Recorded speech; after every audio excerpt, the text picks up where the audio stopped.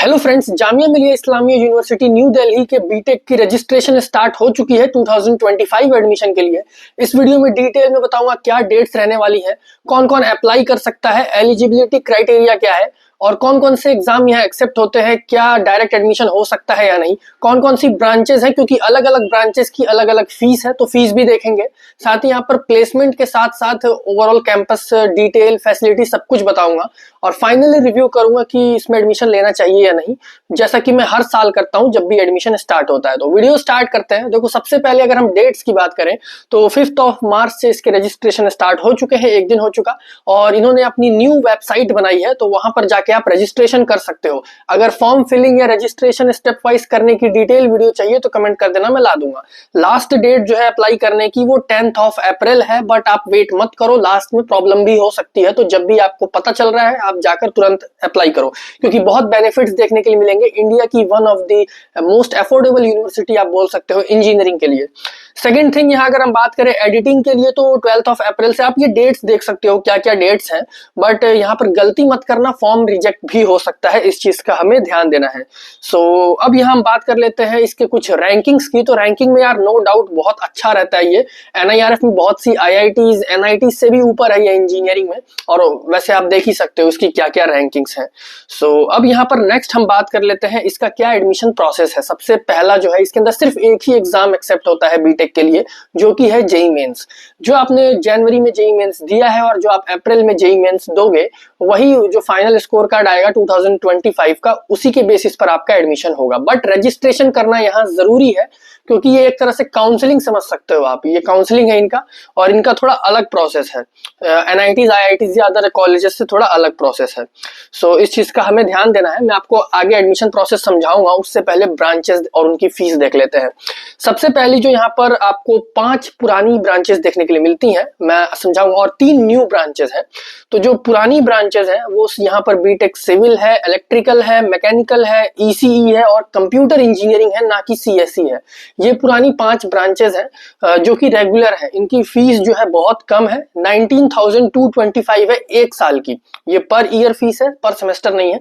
तो अप्रॉक्स 20,000 मान के चलो, तो 80,000 आपकी 4 ईयर की बीटेक फीस देखने के लिए मिल रही है, जो कि लास्ट ईयर 16-17,000 थी, अब वो बढ़ गई है।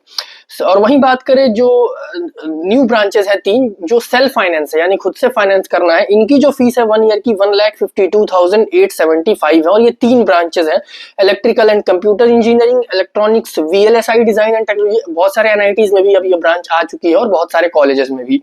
और उसके बाद computer science and data science में सीएससी है। और देख सकते हो जितनी भी ब्रांचेस हैं सब में 70 सीट्स हैं, सिर्फ डेटा साइंस में 80 सीट्स हैं। डिफरेंस मैं इस पे ऑलरेडी बता चुका हूं, बट अगेन बता रहा हूं। एक तो फीस का डिफरेंस है, क्योंकि उसके अंदर मैंने अभी बताया 20,000 है, उसमें 1,52,000 फीस है। और इन्होंने न्यूली यहाँ पर स्टार्ट किया है लास्ट ईयर, तो इसकी प्लेसमेंट अभी तक नहीं हुई है। ऑब्वियसली यार, जब लास्ट ईयर स्टार्ट हुआ है तो अभी 3 साल बाद ही बैच पास आउट होगा, लेकिन प्लेसमेंट्स होने के चांसेस है। मैं आपको आगे बताऊंगा प्लेसमेंट जब समझाऊंगा तो। सो इस चीज का हमें ध्यान देना है। अब यहाँ हम बात कर लेते हैं एक बार इसके जो है फॉर्म के रजिस्ट्रेशन करने की फीस क्या है। तो यहाँ पर रजिस्ट्रेशन करने की 1,000 फीस देखने के लिए मिलेगी, जो कि अगेन लास्ट ईयर से बढ़ गई है क्योंकि काफी सारे चेंजेस यहाँ पर देखने के लिए मिले हैं। अब हम बात कर लेते हैं रिजर्वेशन का। तो यहाँ पर देखो, जितने भी नॉन मुस्लिम्स हैं वो सारे जनरल कैटेगरी में आते हैं, चाहे आप कोई भी कैटेगरी के हो, इस चीज का ध्यान देना है। उसके बाद जनरल मुस्लिम के लिए अलग रिजर्वेशन है। मुस्लिम ओबीसी में देखो एनसीएल ही एक्सेप्ट होगा, इस चीज का ध्यान देना है। और एक चीज का और ध्यान देना है, जो ओबीसी का जो है वो सेंट्रल गवर्नमेंट लिस्ट का ही यहाँ पर एक्सेप्ट होगा, हमें इस चीज का ध्यान देना है। उसके बाद यहाँ पर एसटी भी देखने के लिए मिलता है, देन मुस्लिम वुमेन भी देखने के लिए मिलता है यहाँ पर रिजर्वेशन। और उसके बाद जिन्होंने 12th किया है जामिया से रेगुलर स्कूल से, तो वो भी इंटरनल कोटा उनका देखने के लिए मिलेगा। जेके, केएम, कश्मीर माइग्रेट, जम्मू कश्मीर और पीडब्ल्यूडी, ये सारे रिजर्वेशन देखने मिलते हैं। अब बात कर लेते हैं एलिजिबिलिटी क्राइटेरिया की, पीसीएम कितने % मार्क्स, सब कुछ। तो यहाँ पर देखो, सबसे पहले तो जेईई मेंस एक्सेप्ट होता ही है। सेकंड थिंग, यहाँ पर आपकी 12th क्लास में जो है पीसीएम होनी चाहिए मेन सब्जेक्ट, और पीसीएम के अंदर 55% से कम नहीं होना चाहिए, इस चीज का ध्यान देना है। बाकी यहाँ पर डिप्लोमा इंजीनियरिंग स्टूडेंट्स जो हैं वो भी यहाँ पर अप्लाई कर सकते हैं, बट अगेन 55% मार्क्स एटलीस्ट होने चाहिए या उससे ऊपर। सो इस चीज का हमें ध्यान देना है, और ये सभी ब्रांचेस का है। सो अब हम बात कर लेते हैं इसके एडमिशन प्रोसेस का। तो इस पर ऑलरेडी मैंने लास्ट वीक वीडियो की थी, बट अभी थोड़े चेंजेस है, थोड़ा अपडेट है, इस वजह से मैं दोबारा ये डिटेल में कर रहा हूँ, लेटेस्ट है।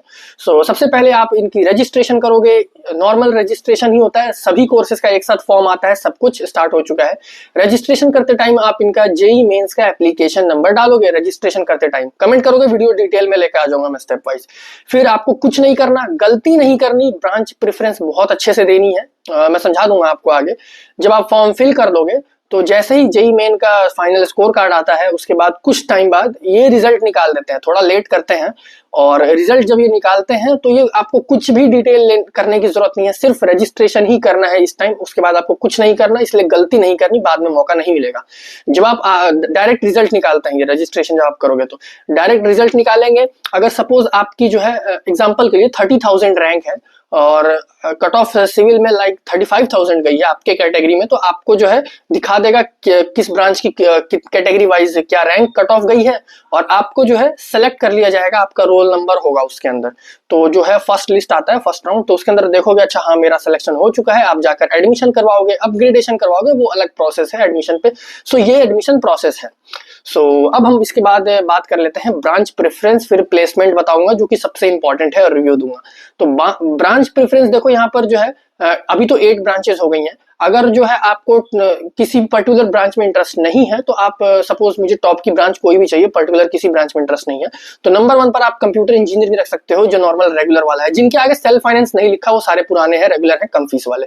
सेकंड पे जो है आप रख सकते हो डेटा साइंस को। थर्ड पर मतलब फीस ध्यान देके, अगर आपको फीस से भी कोई प्रॉब्लम नहीं है, आपको बस अच्छी ब्रांच चाहिए, तो 1 पे कंप्यूटर इंजीनियरिंग, सेकंड पे डेटा साइंस रख सकते हो, थर्ड पे आप इलेक्ट्रॉनिक्स रख सकते हो, ईसीई रेगुलर वाला, फोर्थ पर जो है आप इलेक्ट्रिकल एंड कंप्यूटर रख सकते हो, फिफ्थ पर आप वीएलएसआई रख सकते हो, सिक्स्थ पर इलेक्ट्रिकल रख सकते हो, सेवंथ पर मैकेनिकल रख सकते हो, एट्थ पर सिविल रख सकते हो। बट अगर आपको अगेन फीस नहीं देनी, क्योंकि बहुत से स्टूडेंट जेएमआई में इसलिए अप्लाई करते हैं क्योंकि फीस बहुत कम है, तो आप ऑब्वियसली जो 1.5 लाख वाली जो ब्रांचेस है उनको नीचे कर दो, आप ऊपर कंप्यूटर, फिर इलेक्ट्रॉनिक्स, फिर इलेक्ट्रिकल, मैकेनिकल, सिविल करके इनको कर दो। टोटली आप पर डिपेंड करता है, बट अगर आपने गलती कर दी तो बाद में आप चेंज नहीं कर सकते। सो इस चीज का ध्यान देना है। और ये मैं पिछले 3 साल से वीडियो कर रहा हूँ और स्टूडेंट गलती करते हैं मेरे इतने समझाने के बाद भी, इसलिए बता रहा हूँ। कोई डाउट हो तो कमेंट में जरूर पूछ लो इससे रिलेटेड, फिर एक ईयर वेस्ट हो जाएगा।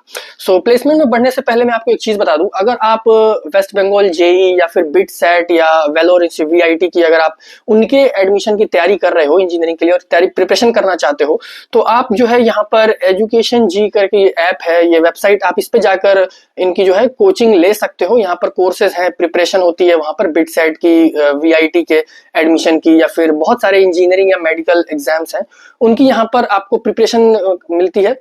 काफी स्टडी मटेरियल से होके सारी चीजें आपको मिलेंगी, लाइव क्लासेस हैं, रिकॉर्डेड है, सब कुछ आपको देखने के लिए मिलेगा।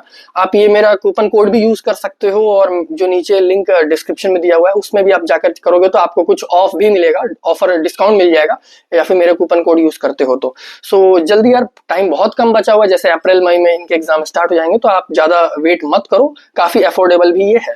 सो नेक्स्ट ईयर अगर हम बात कर लेते हैं इनके प्लेसमेंट्स की, तो प्लेसमेंट्स की अगर हम बात करें तो इस बार थोड़ा सा अच्छा देखने के लिए मिला है। सबसे पहले हम बात कर लेते हैं 2023 की लेटेस्ट प्लेसमेंट्स। तो वही मैंने आपको बताया 70 सीट्स होती हैं, तो पुरानी 5 ही ब्रांचेस हैं, तो अप्रॉक्स 350 के अराउंड सीट्स हैं।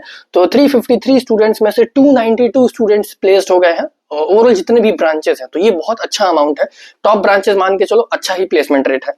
वहीं बात करें मीडियन पैकेज का, तो वो 11 लाख का है। तो सोचो यार, एनआईटीज टॉप एनआईटीज के लेवल का तो नहीं है, बट एक गुड एनआईटी के लेवल का है।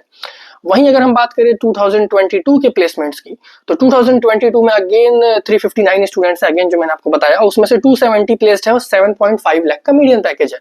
तो एक चीज हमें ध्यान ये देखने के लिए मिला है कि प्लेसमेंट रेट के साथ साथ जो है मीडियन पैकेज काफी बड़ा है और ग्रोथ कर रहा है। बट कहाँ स्टैंड करता है मैंने आपको बता दिया, टॉप एनआईटीज के लेवल का नहीं है अभी, क्योंकि अभी बहुत सारे जो चेंजेस हैं, जो इनोवेशन है, उनको अभी अडेप्ट नहीं कर पाया है जेएमआई, इस वजह से अभी बहुत ऊपर होता बट अभी नहीं है।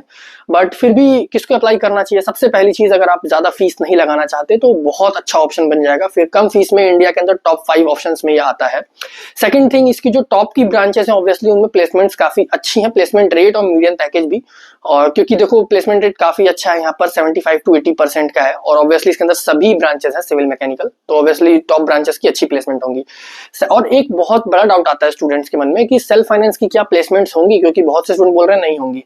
तो यार देखो, अगेन मैंने आपको बताया 3 साल बाद ही पता चलेगा, बट जो JMI के other self finance professional courses हैं लाइक MBA का सेल्फ फाइनेंस, तो उसमें भी प्लेसमेंट होती है और अच्छी होती है। तो ऐसी कोई प्रॉब्लम मुझे तो लगता है नहीं आनी चाहिए, और ब्रांच प्रेफरेंस में गलती मत करना।